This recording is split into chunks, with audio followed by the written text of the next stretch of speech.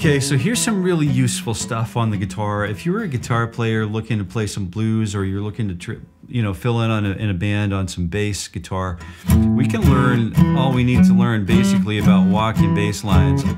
Most of what we need to learn about the functional theory of it anyway on the guitar. So all I'm doing is I'm playing it, let's say we're playing an A7 chord.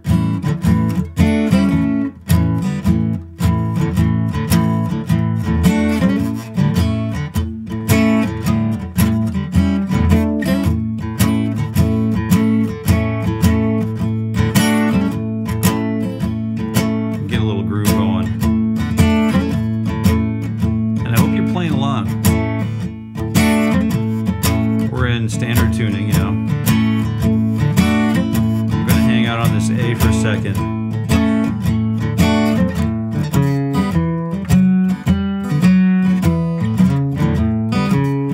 And we still get that, that riff going in our minds.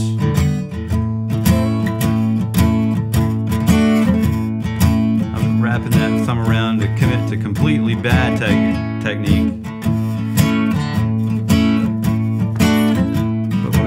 What's the guitar if you can't have some fun? Next thing we're going to do is go up to the 4 chord.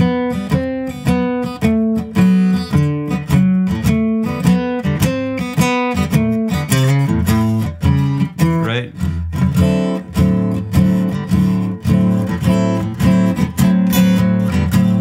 Let's get a dialed tone.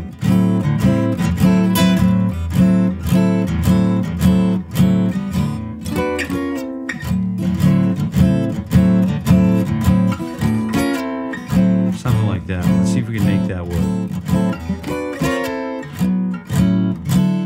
Still on D9, which is 5/4, and then bar in the 3rd finger. You can stretch that 4th finger to add that 13 on the top, but we can add some really cool color tones here by just kind of like grabbing that. It's almost like the F major triad, but with that 4th finger on the B string, and we'll get that 1st finger back onto fret 1. It's actually easier than playing the F chord.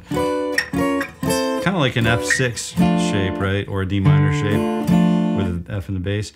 But we've got this really nice D, 1, 3, 13, and then 1. And then we're sliding chromatically down to flat 7, 9, and 5, and flat 7. So it works great to outline a 13 chord.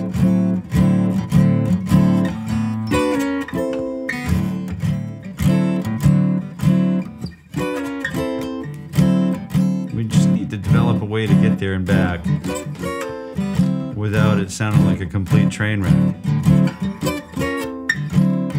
Alright, and then we've got a bass line coming up. Same thing we did 1, 3, 5, 6, flat 7, 6, 5, 3, 1.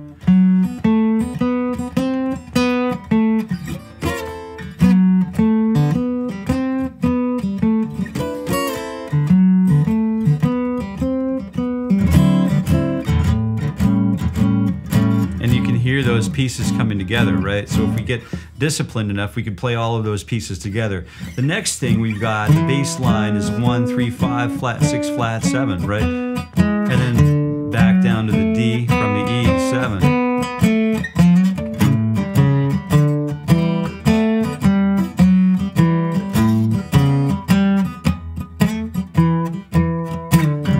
All right, so we've basically got the warm up, the walk up. Let me just give you all the bass line. I'm going to repeat the A. We could do the D here, or up on fret 10. And then we're going up to the E, back down to the D, back to the A. We're walking up chromatically to the E7 chord, or the turnaround.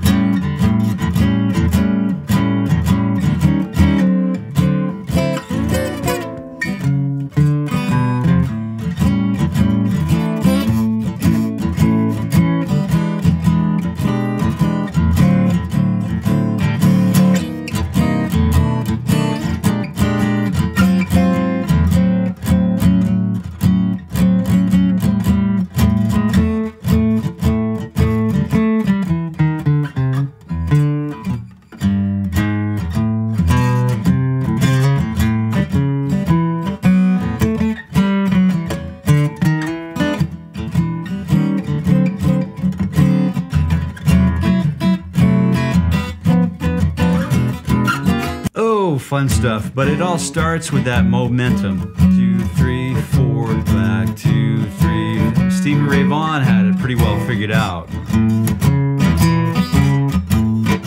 He'd kind of like hit that bass note, and then he'd get that upstroke with sort of a little swing attached to it.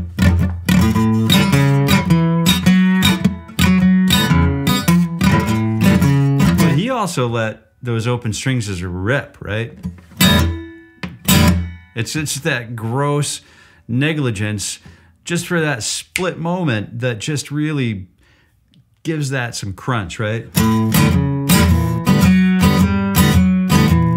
But the trick is you can't let them ring out forever because it'll sound like, you know, L, the key of L. But we've got to, you know, as long as we get there to choke those notes off, it can sound sort of like a contained chaos.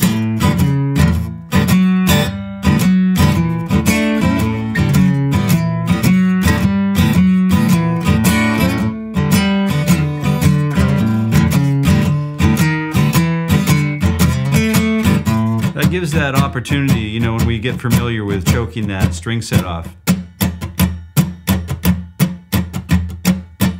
Gives us an opportunity to really get percussive and sloppy with the right hand, right? Because the more strings we use, the better. It sounds like a bigger drum, you know, instead of, you know, hitting a little sort of whatever.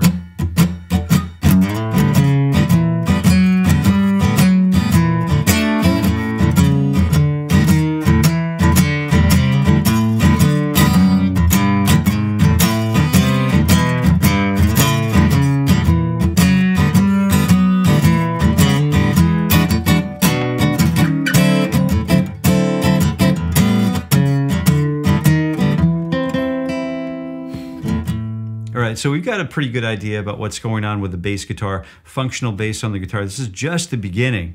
And if you have other questions or you'd like to really study some bass or how to put bass notes on the bottom 2 strings, chord tones on the middle 2 strings, and melody on the top 2 strings together on the guitar, just let me know. Stick around because we love that too.